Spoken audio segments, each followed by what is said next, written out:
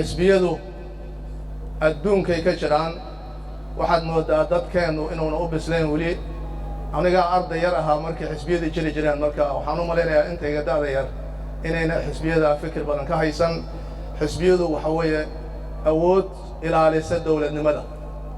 dawladan xisbiye lahayn oo mucaarad lahayna dawlad ma noqoto dawladda ay toosiyaan dawladda ay khaladaadkeeda u tilmaamaan dawladda ayay rabaan inay guulaysato oo waqtiga loo qabto loo caymo loo doorto ay dhamaysato mucaaradnimadu waa laba sidaan ka warqabtaan midna waxbay dumisaa midna waxbay dhistaa sideedana ereyga mucaarad la yidhaa macnihiisu waxa weeye diidmo maxaa la diidaa wax xun baa la diidaa wax fiican lama diido marka waxa xun inuu diido xisbigu haddii dawladdu samaynaysa iyo haddii cid kala samaynaysaba waa waajib dastuuri ah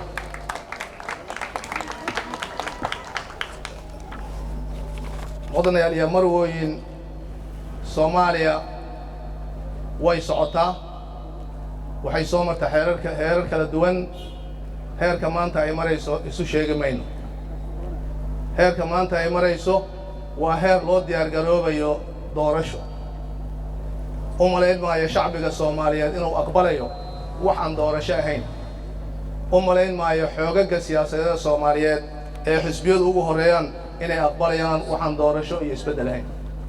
muddo kororsi cidda uu maskaxda uga jira iimaanka Allah ka geliyaan leenahay waxaan isleeyahay dawladda Soomaaliyeed ee maanta talada haysa iyo beesha caalamkuba hadday dawladda dhab ka tahay in doorasho loo socdo baarlamaanka federaalka Soomaaliyeed labadiisa aqal ee xubno ka fadhiyaan goobtan waxaan ugu baaqaynaa kana codsanaynaa inay degdeg u meel mariyaan sharciga doorashooyinka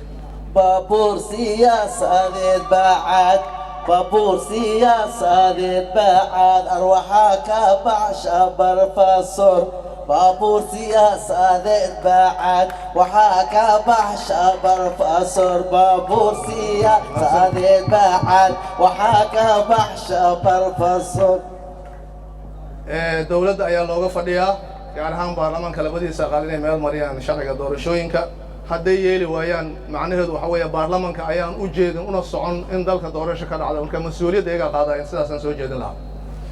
waxaa kaloo iyadana muhiim ah si dalkan doorasho uga dhacdo in dawladda Soomaaliyeed